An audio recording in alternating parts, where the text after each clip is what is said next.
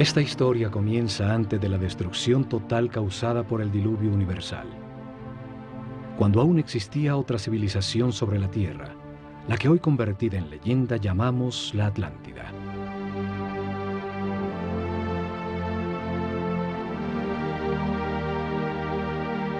Tenían una sabiduría producto de la evolución de la conciencia del hombre durante miles de años, de las verdades comprendidas sobre el funcionamiento del universo y del proceso que llamamos vida.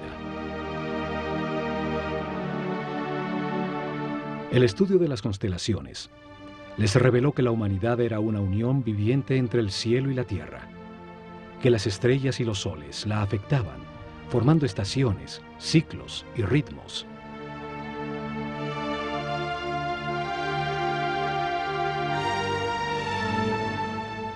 Sabios sacerdotes de la Escuela de Conocimiento de Naakal, en la Atlántida, descubrieron que el planeta estaba en los momentos finales de uno de estos ciclos.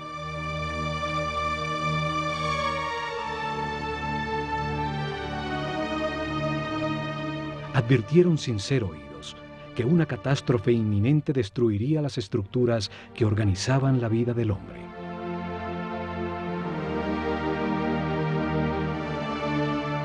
Sin apoyo del grueso de la población, construyeron unos pocos barcos cerrados por todos los lados y los protegieron con campos electromagnéticos de fuerzas que podían penetrar y disolver la materia.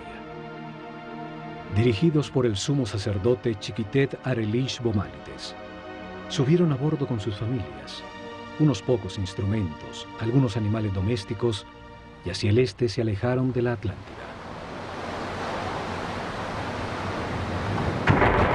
El planeta se estremeció. Los cielos se derritieron y las aguas arrasaron los continentes, borrando casi todo rastro de su civilización.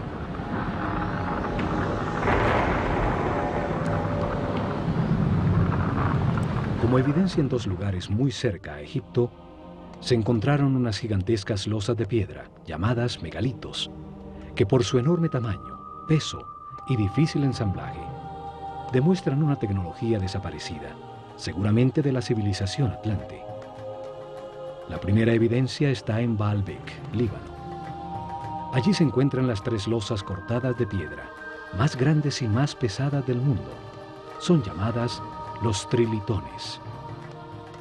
Cada gigantesca losa pesa 1.200 toneladas, mide 25 metros de largo, 8 metros de ancho y 5 metros de alto.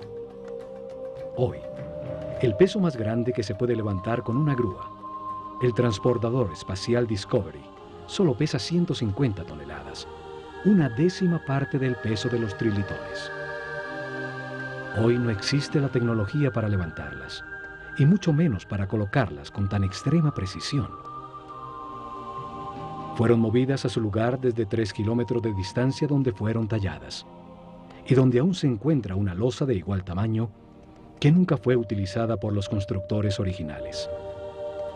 La misteriosa plataforma, por su enorme tamaño, se convirtió en un sitio sagrado para las culturas que después del diluvio se asentaron en la zona. Asirios, persas, griegos y por último romanos construyeron sus templos más importantes sobre la plataforma. La segunda evidencia está en Jerusalén, la ciudad sagrada para 3 religiones. Allí existen otros de estos megalitos, unas gigantescas losas de piedra, cada una con un peso mayor a 800 toneladas. Por su enorme e inexplicable tamaño, también se convirtieron en sitio sagrado alrededor de los cuales creció Jerusalén. Forman parte de la enorme plataforma que sostuvo al templo de los judíos y que hoy soporta la mezquita de El Aqsa y el Domo de la Roca. Las losas son parte de los cimientos del mismo Muro de los Lamentos. Hoy se llega hasta allí por un túnel que descubrió las enormes piedras. Los megalitos de Baalbek y Jerusalén formaban parte de construcciones desaparecidas por el cataclismo universal. Lograron permanecer en el sitio por ser tan masivas. Este cataclismo destruyó la civilización atlante. Sucedió alrededor del año 10.900 a.C., cuando el sistema solar atravesaba la constelación de Leo y quedó registrado en los libros sagrados de todas las culturas del mundo.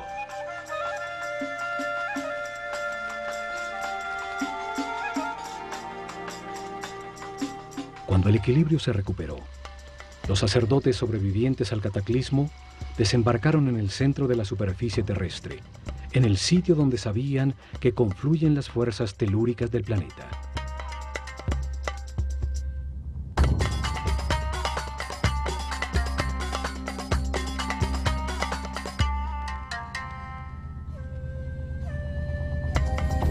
Esperaban utilizar estas fuerzas para impulsar el pensamiento del hombre, construyendo masivas formas piramidales que resonaban, concentraban y transformaban la vibración fundamental del planeta en energía. Seres muy avanzados espiritualmente tenían un concepto de progreso que no estaba basado en la adquisición de comodidades materiales, sino en lograr la paz y la armonía interior, en transformar un limitado hombre animal en un superhombre. Estos sacerdotes, en un momento que llamaron el Septepi, el tiempo nuevo, vieron resurgir de las aguas un largo y estrecho oasis, una fértil tierra rodeada por un desierto protector bordeando un largo río. Lo llamaron Egipto, la tierra que emerge de las aguas, el país de un solo río, el Nilo, con las mejores condiciones para gestar una nueva civilización.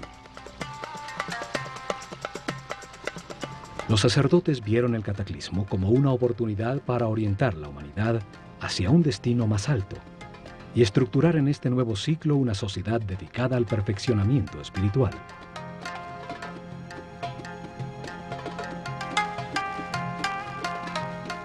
La Esfinge demuestra los enormes ciclos de tiempo que consideraban en sus planes. Su forma de león, con cabeza de hombre, resalta el ciclo comprendido entre la era de Leo y la de Acuario, los tiempos de influencia de la nueva civilización. Veían la vida como un proceso diseñado por Dios, en el que el hombre reencarna sucesivamente para perfeccionarse y ascender en las jerarquías del universo. El espíritu del hombre que no comprende al Creador, ni la razón del universo o de su propia existencia, se encarna en un cuerpo para tener experiencias que le permitan adquirir sabiduría y comprensión. En el sitio donde reencarna y experimenta todo, tiene dos extremos opuestos. Es un universo polarizado y dual, que permite la comparación entre las partes para comprender cuál es verdad. Se aprende al vivir en carne propia el resultado de cada decisión y comportamiento en la vida. El sufrimiento permite entender la felicidad. La angustia permite entender la paz. A lo largo de muchas vidas, de comparar los dos extremos se comprende que lo único verdadero está en el centro, en la neutralidad del amor. A través de la reencarnación, el hombre comprende poco a poco. Se transforma en un ser respetuoso de todo lo que existe, comprende que todo tiene su función, acepta que todas las circunstancias, aun las más difíciles, son perfectas, pues son lecciones para el perfeccionamiento espiritual.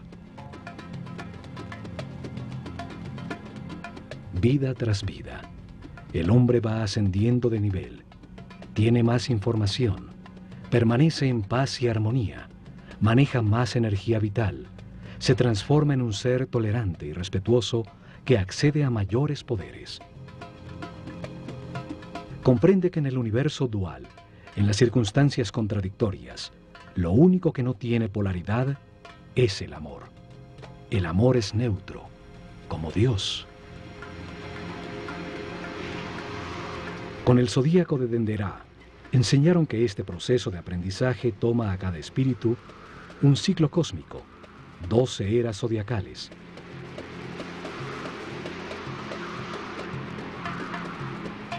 Un giro completo del sistema solar, recibiendo la radiación de cada una de las 12 constelaciones.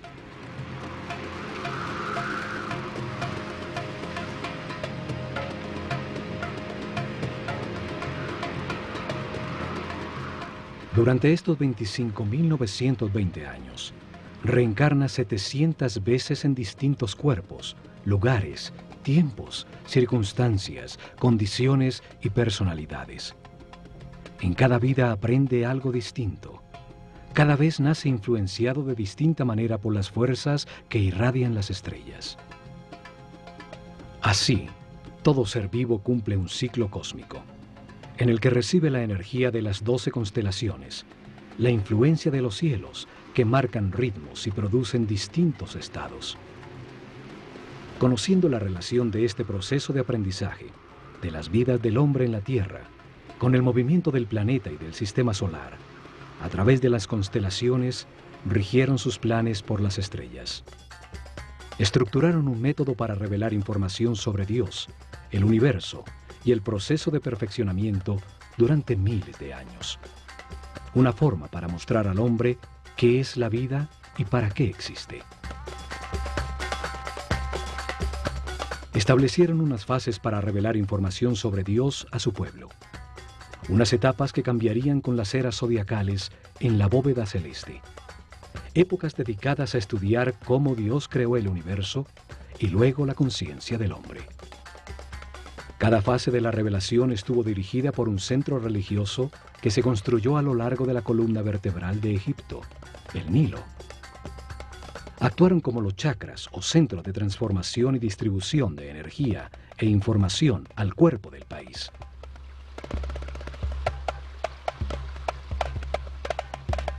Desarrollaron en 4 épocas, 4 centros religiosos, cada uno dedicado a explicar y lograr comprensión en el pueblo sobre una fase del Génesis. Cada uno dedicado a un momento distinto del único Dios, con nombres y formas simbólicas distintas.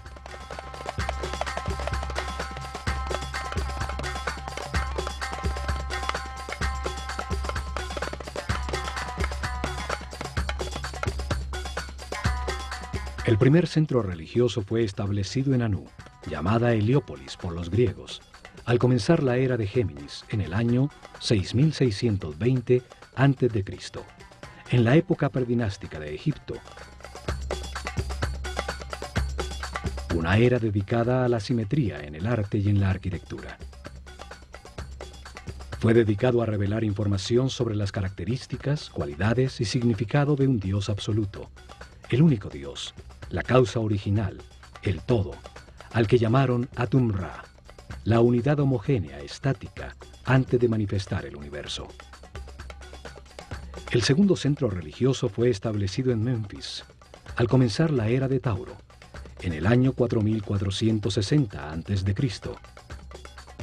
Fue dedicado a revelar información de otro momento de Dios, cuando manifiesta al universo, los planetas y los soles, cuando activa su voluntad, su energía divina y crea la materia. Llamaron Ptah a esta característica creadora de Dios. Durante esta época se nota la influencia de Mentú, el toro que representa la era de Tauro, en todo Egipto, aún en los nombres de los faraones. El tercer centro religioso fue creado en Hermópolis, dedicado a Tot. Así llamaron al único Dios, cuando multiplica la creación sobre la tierra con la diversidad de la naturaleza, las plantas y los animales. El cuarto centro religioso fue establecido en Tebas con la llegada de la época de Aries, el Ram, en el año 2300 a.C. Fue dedicado a revelar información sobre las características, cualidades y significado de Dios cuando crea a su imagen y semejanza la conciencia del hombre. Lo llamaron Amón-Ra. En esa época se da el momento culminante de la civilización. Se construyen cientos de templos donde las figuras de carneros predominan y los faraones incorporan Amón y Ram a su nombre.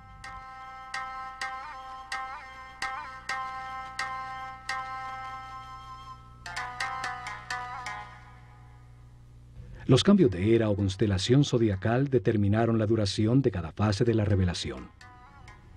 El pueblo comprendió poco a poco que existe un solo Dios, que por sus características y momentos distintos en que crea el universo y al hombre, tiene nombres distintos.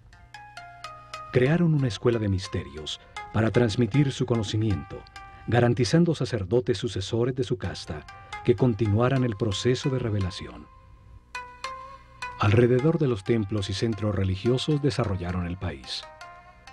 En su interior se dedicaron a transformar a los iniciados en seres respetuosos, capaces de guiar a su pueblo y manejar las fuerzas fundamentales de la naturaleza.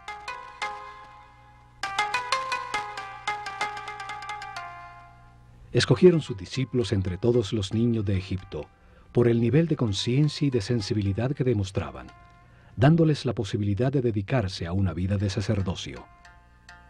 Les dieron información sobre el proceso de perfeccionamiento a través de la reencarnación, sobre Dios y el universo. Les enseñaron ciencias, arte, religión y filosofía. Los entrenaron en ejercitar su autocontrol. Aprendieron a conservar su energía vital, a comprender la importancia del respeto y el libre albedrío, acelerándoles el proceso evolutivo. Los convirtieron en los sucesores de su casta, sacerdotes con el conocimiento y el poder que éste produce, y la misión de guiar al pueblo en un camino de perfeccionamiento general. Se han encontrado estatuas de sacerdotes, unas saliendo de un cubo, otras representados como escribas, seres con el conocimiento. A unos pocos le adicionaron a su nombre la palabra Hotep, que significa sabio, como Amenhotep o Amenhotep, hijo de Apú, como reconocimiento a su sabiduría.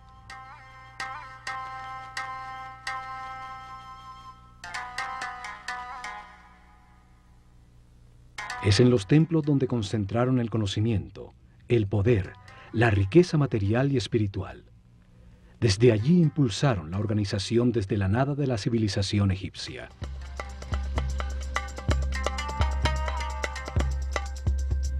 Utilizaron el ojo de Horus como símbolo de esta cerrada organización de sacerdotes, que dirigió los destinos de Egipto por miles de años, desde las sombras detrás del faraón.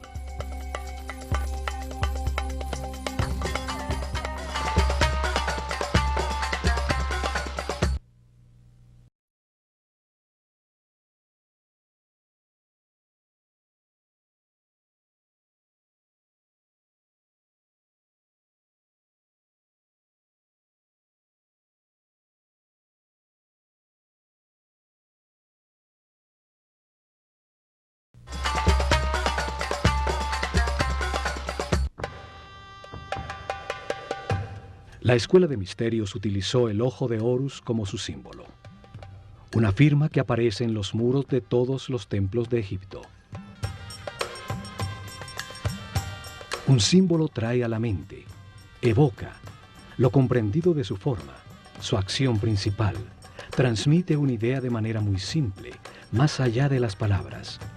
Su significado puede ser entendido miles de años después de haber sido dibujado.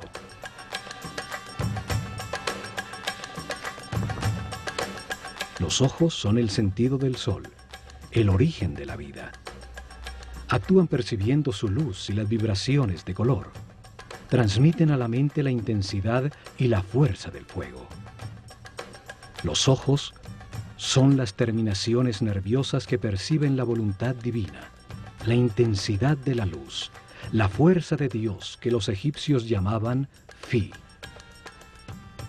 La fuerza que condensa el espíritu en la materia, dando lugar al universo, el sitio de experimentación de la conciencia. Son los únicos nervios que salen a la superficie del cuerpo y que podemos observar en su funcionamiento vital. Florecen dentro de esferas llenas de un líquido blanco cristalino.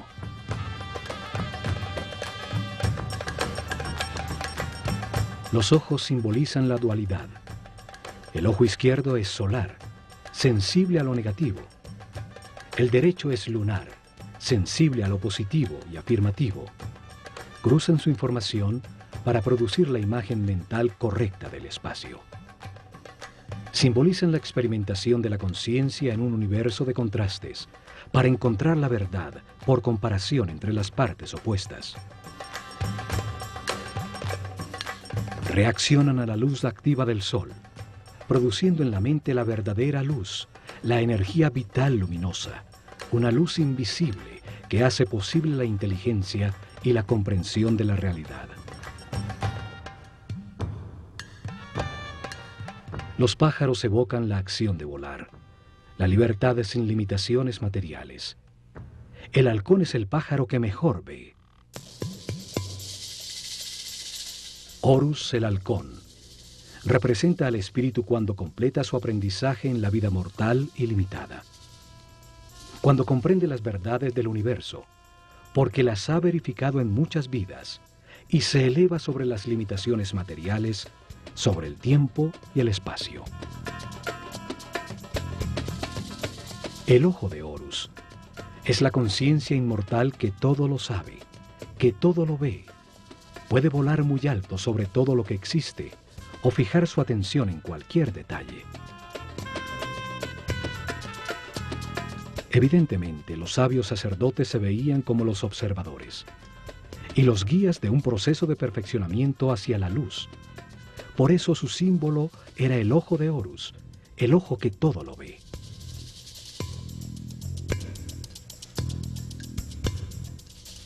Desde los templos, los sacerdotes del ojo de Horus guiaron en paz y armonía el perfeccionamiento espiritual del pueblo, revelando información sobre Dios, el universo y el proceso que sufre la conciencia del hombre.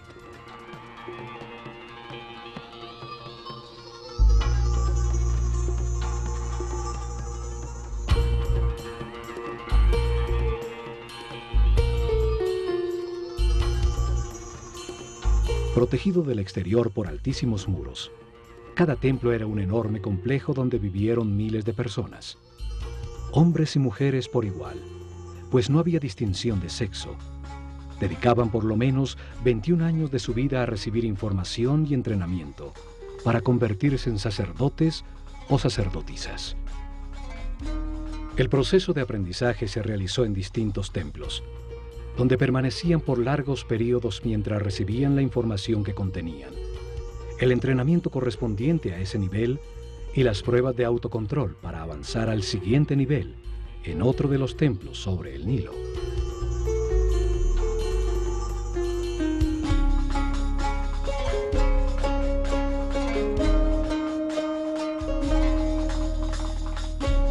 Cada templo fue una biblioteca viva con información especializada. Cada uno tenía una lección distinta sobre el universo o la razón de la existencia. Cada templo contenía en su interior un tema sagrado distinto con información que da sentido a todo lo creado.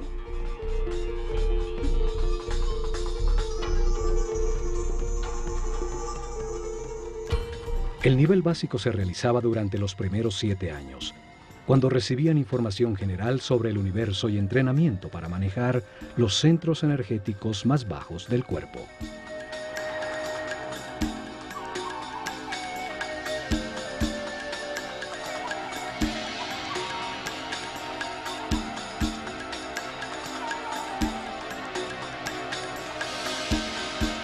Tenían templos como el de Komombo, dedicados a entender la necesidad de un universo dual y polarizado, para permitir a la mente comparar entre extremos opuestos y así comprender qué es verdad.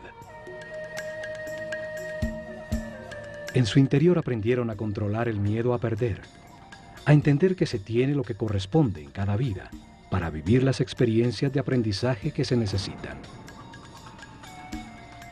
Tenían instalaciones para despertar el miedo a la muerte, aprender a controlarlo y entender que la muerte es solo un paso a otra experiencia de aprendizaje. En túneles con agua y cocodrilos, grandes alturas, sitios cerrados con serpientes, los iniciados probaban su determinación.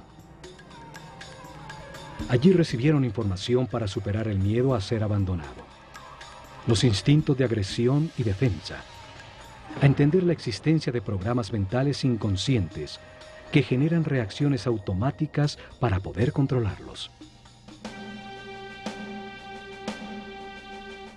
En el templo de Luxor, en Tebas, se transmitieron los conocimientos que tenían sobre el funcionamiento del cuerpo y entrenamiento para lograr que la conciencia no se identificara con él.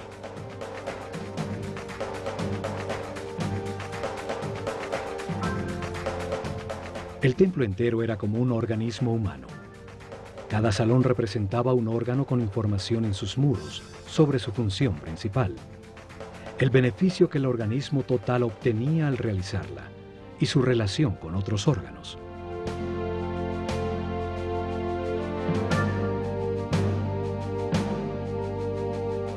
En su interior realizaron ejercicios de concentración y de movimiento, guiando su mente a cada órgano, hasta que hicieron consciente el cuerpo entero y lo manejaron a voluntad como un excelente instrumento.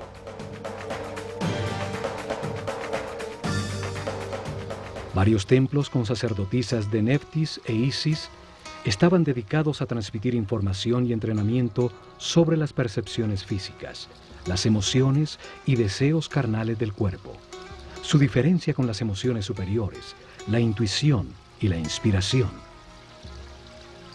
Aprendieron a transmutar las pasiones y las sensaciones del cuerpo con el poder del espíritu, a elevar su conciencia y su vibración vital, a solicitar y canalizar la energía e inspiración de espíritus en planos más evolucionados para despertar su creatividad. Muchos templos como el de Hathor, en Dendera, estaban dedicados a las ciencias, a la astronomía, a la astrología y a las matemáticas. En su azotea se dedicaron a registrar los cielos, a entender las distintas energías que emite cada constelación y los efectos que produce.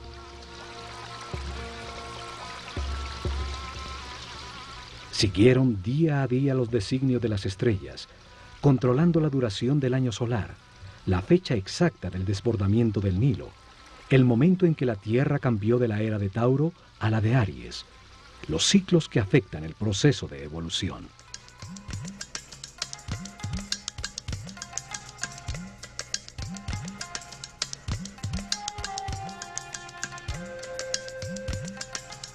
Luego de recibir información dirigida a la razón y entrenamiento para controlar sensaciones, emociones y pensamientos, dedicaban otros 7 años al lado derecho del cerebro, a la inteligencia del corazón, a encontrar la diferencia entre el pensar y el meditar.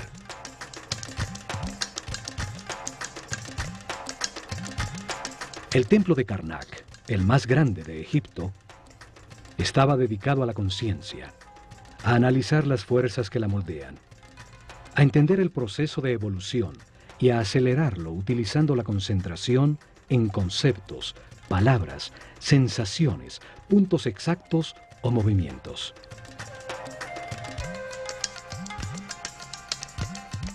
Aprendieron a concentrarse en sí mismos, a diferenciar entre el yo superior y el ego, a identificarse con un ser u objeto externo hasta sentir y transformarse en lo que se piensa.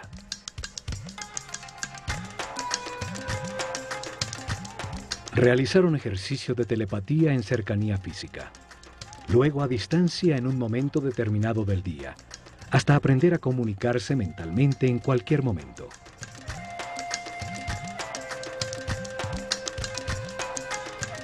Recibieron información sobre el tiempo y entrenamiento para vivirlo como un eterno presente.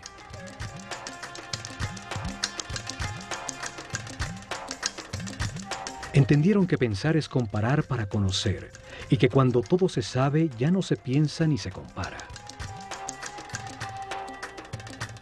Aprendieron a cambiar de estado o nivel vibratorio, a manejar las circunstancias externas, logrando el equilibrio emocional como una decisión mental interna.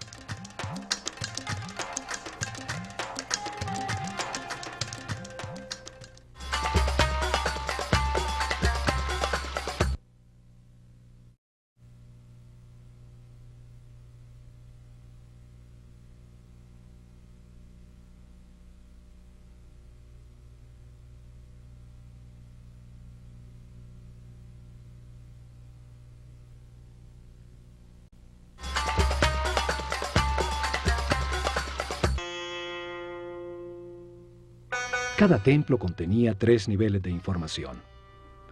Era una manera para revelar información simultáneamente a hombres con distintos niveles o estados evolutivos.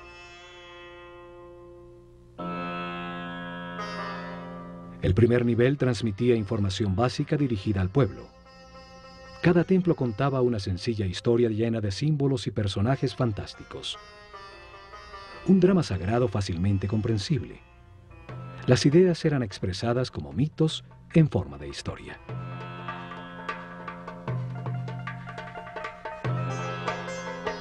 El mito, la historia fantástica, fue utilizada como un método para revelar al hombre un mundo que solo entiende imperfectamente.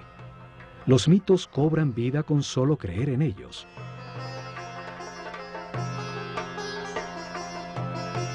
Inventaron personajes con características simbólicas, con formas que traen a la mente su función y actividad principal, que participaban en sencillas historias, parábolas que cuentan verdades sobre la naturaleza humana, sin lo árido o lo abstracto de la filosofía o la metafísica. El pueblo recibió información sobre cada tema sagrado al escuchar la historia central de cada templo, al conocer las debilidades y fortalezas de cada personaje, las circunstancias que atraviesa y la manera como se resuelven.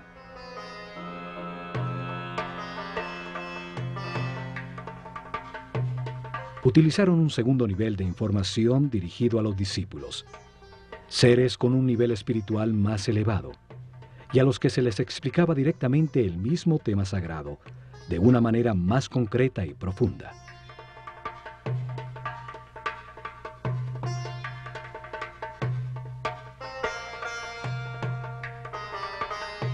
Para ello utilizaron las escenas descriptivas del mito, talladas en los muros del templo. Se les explicaba a cada personaje lo que simboliza en el universo, la parte del proceso de perfeccionamiento que representa, el porqué de su forma, su comportamiento y su función principal.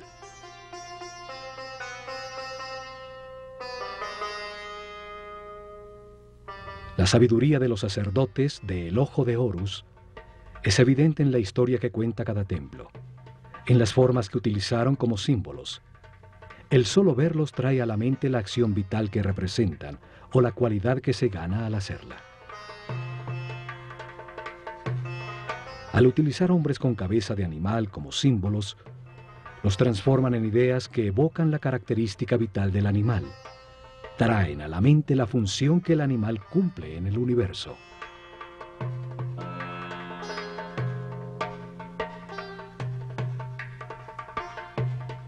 Un hombre con cabeza de chacal adquiere sus características, su instinto de orientación en el desierto.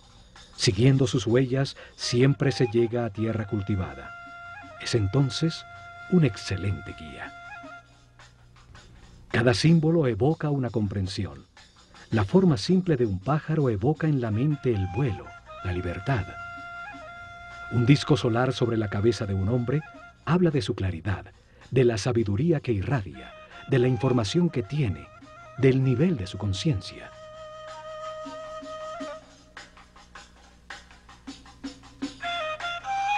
Estudiaron detenidamente los animales e insectos. Así recolectaron un profundo conocimiento sobre su vida, sobre su actividad principal, sobre sus características vitales, los hábitos que desarrollaba para lograrlo, su dieta alimenticia, la duración de su gestación, sus hábitos sexuales, el sentido principal de su existencia.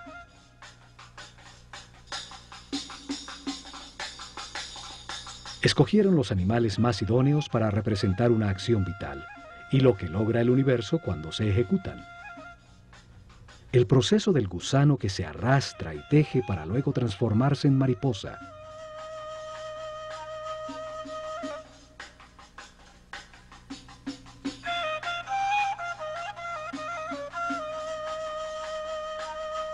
Entre todos los pájaros, el halcón es el que mejor ve.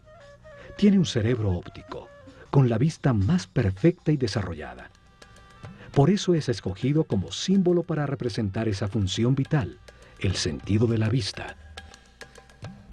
Una figura humana con cabeza de halcón es un ser que todo lo ve, que domina el panorama, viendo perfectamente cada uno de los detalles en los que enfoca su atención.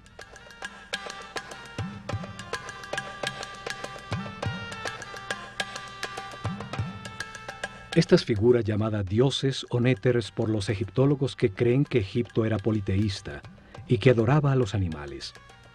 Solo representan una acción vital, un comportamiento que transforma y perfecciona. Cada acción importante de la vida tiene un símbolo que la representa.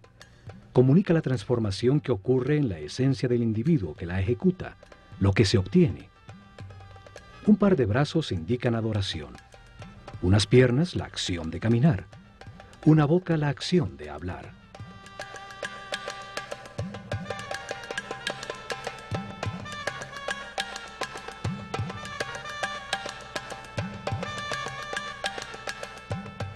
Y por último, en un tercer nivel de información, cada templo guardó un código secreto embebido en el símbolo mismo, solo conocido por los altos sacerdotes y maestros, con información sobre fuerzas y energías fundamentales, cómo controlarlas y utilizarlas para prestar servicio a su pueblo.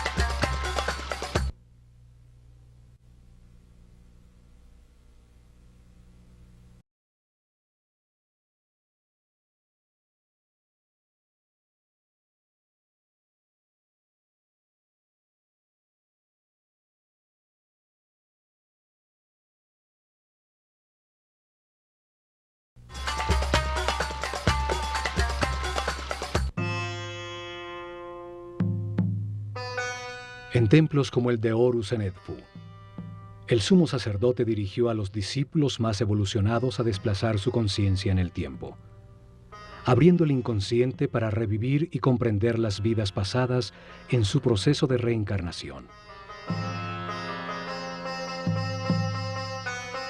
El sumo sacerdote siempre fue un ser muy avanzado en el camino espiritual. No se identificaba con el cuerpo, conocía perfectamente su funcionamiento y qué energías utilizar para equilibrarlo.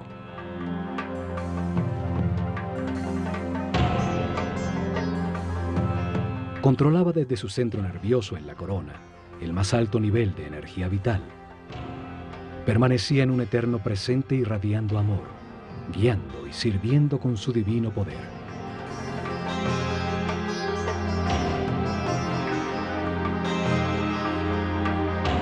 La materia solo recibe, se contrae. El dar es radiar, es una característica vibracional del espíritu. Los seres de cada nivel reciben y transmiten a sus niveles inferiores.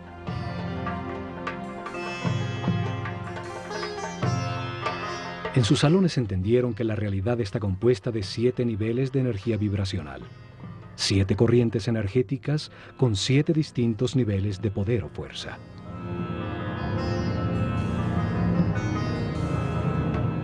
El cuerpo tiene 7 chakras o centros de transformación de la energía fundamental del universo.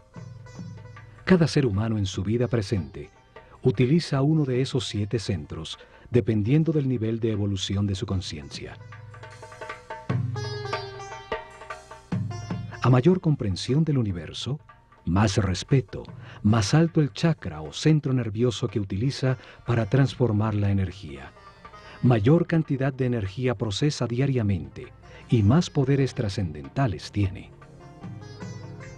El sumo sacerdote podía controlar las fuerzas fundamentales por el altísimo nivel de energía vital en que permanecía su organismo. Su sistema neural tenía una resistencia correspondiente con ese nivel de energía.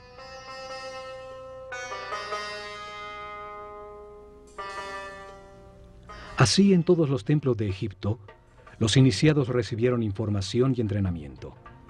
Aumentaron paulatinamente su nivel de energía vital y de manera correspondiente el nivel de resistencia de los nervios de su cuerpo.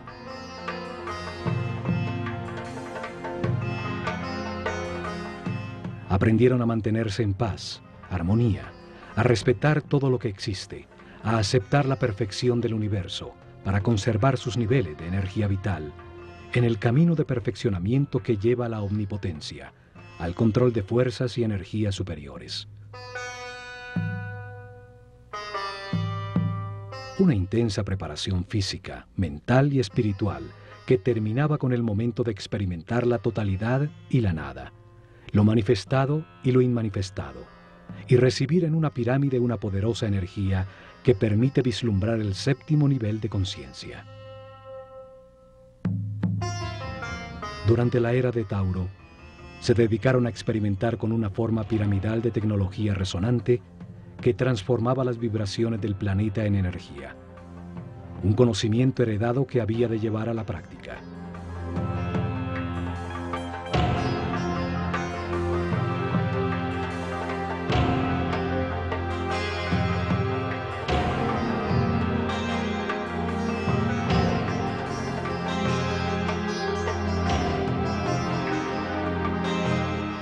Colocaron masivas formas piramidales que pesaban millones de toneladas en puntos neurálgicos sobre la malla electromagnética del planeta. La masa piramidal, que contenía millones de partículas de cuarzo, vibraba con la Tierra, produciendo energía por la fricción de sus moléculas, en un fenómeno que hoy llamamos piezoeléctrico. Construyeron muchas pirámides, hasta llegar al modelo que funcionaba perfectamente en la pirámide de Keops. En sus corredores, galerías y cámaras, transformaron esa energía en sonido, haciendo vibrar en niveles cada vez más altos el iniciado física, mental y espiritualmente preparado. Esta fuerza impulsaba la mente del hombre a percibir otras dimensiones, logrando estados especiales de conciencia. Con esta ayuda externa, los iniciados vislumbraban el séptimo nivel de conciencia. Regresaban recordando el éxtasis obtenido, las verdades verificadas, para transmitirlas a sus compañeros con sus palabras y acciones. En sus meditaciones posteriores obtendrían nuevamente ese estado de unidad sin movimiento, hasta que se consolide esta situación definitivamente y se encuentren de manera permanente en estado de Dios-hombre, siempre radiando energía positiva de amor.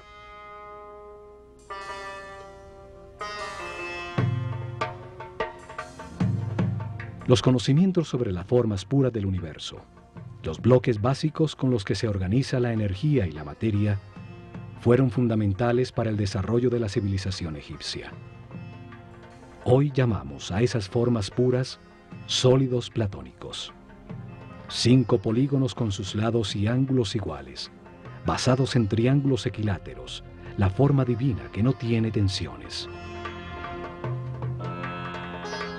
Utilizando estas formas pudieron producir efectos de resonancia y concentración energética para elevar la percepción de la conciencia, para lograr efectos de superconductividad con los que se anula la fuerza de gravedad. Hoy se ha descubierto que el planeta tiene puntos neurálgicos, llamados nodos diamagnéticos, donde se puede controlar la fuerza de gravedad del planeta y producir fenómenos de superconductividad. La superconductividad permite amplificar o disminuir la fuerza de gravedad. Al aumentar el peso de las losas de piedra, se enterraban como cimientos sin necesidad de excavar para lograrlo. Al disminuirla, las hicieron livianas, para empujarlas y moverlas fácilmente desde lejanas canteras. En la isla de Segel, se encontraron hieroglifos con fórmulas e ingredientes para producir una especie de concreto que parece roca. Científicos franceses lo han descifrado parcialmente. Sus experimentos confirman que se trata de geopolímeros que al solidificarse producen un tipo de piedra. Esto explica la facilidad para hacer juntas tan exactas entre las piedras de sus templos, logrando utilizar los bloques ya fundidos como formaleta de los nuevos.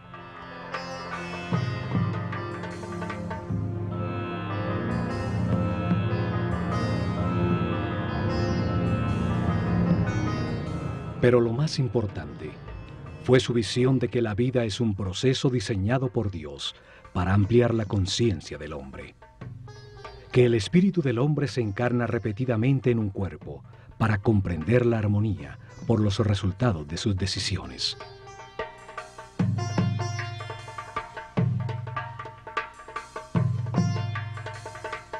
Al vivir muchas vidas con experiencias opuestas, de angustia y paz, de depresión y felicidad, de riqueza y pobreza, de salud y enfermedad. Comprende la razón de su existencia y termina con las limitaciones materiales, transformándose en un superhombre inmortal. Un ser que no pierde en la muerte la conciencia o la información acumulada. Un espíritu sabio al final de un proceso que sube otro peldaño más en la perfección del universo.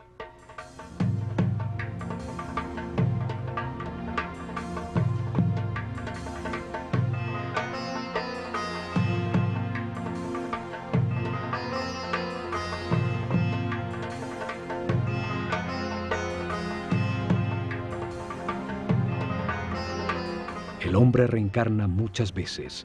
Al principio su animalidad es dominante. La intolerancia y la agresión determinan una vida de sufrimiento. Poco a poco, se satura del dolor y al buscar remediarlo deja de atacar. Encuentra la paz y con ella altos niveles de energía vital.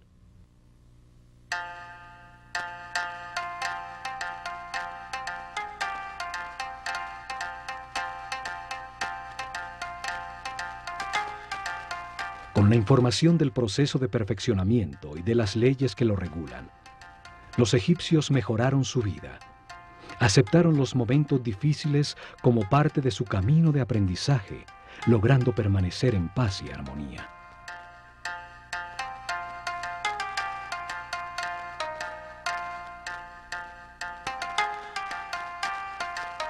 Los templos se revelaron como hombres en un mundo de dolor. Podían transformarse en seres sin limitaciones físicas, con conocimientos para transmutar la materia y trasladarse libremente en el tiempo y en el espacio. En medio de las contradicciones de cada vida se aprende algo y se renace un poco más sabio. En la polaridad entre la luz y la oscuridad, entre el miedo y el amor, se aprende a encontrar la paz y la armonía, a mantener la energía vital.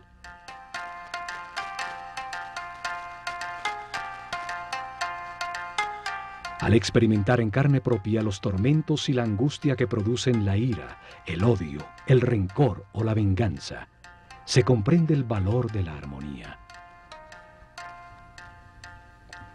Al comprender que cada decisión produce paz o sufrimiento, se puede pasar del infierno de la vida al cielo de la misma. El pueblo entendió que todas las acciones de la vida diaria, pescar, sembrar, cosechar, son una manera de acercarse a Dios, de ser más perfectos cada día. Lograron una comunidad en paz y una felicidad tal que cuando el historiador griego Heródoto visitó Egipto en el año 500 a.C., no pudo menos que afirmar: de todas las naciones de la tierra, los egipcios son los más felices, sanos y religiosos.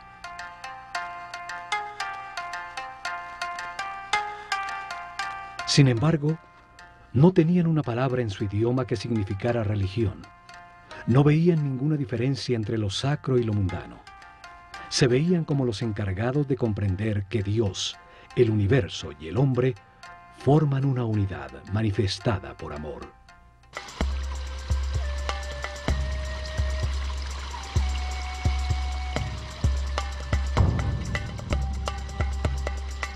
En estos programas del Ojo de Horus, veremos el mensaje que los egipcios transmitieron en sus templos, que todos los hombres avanzan por un camino de perfeccionamiento que toma muchas vidas. Unos están más evolucionados que otros, pero todos llegarán a la inmortalidad y a la conciencia permanente, solo aprendiendo a ser flexibles, a aceptar las circunstancias y a respetar a todos los seres que nos rodean.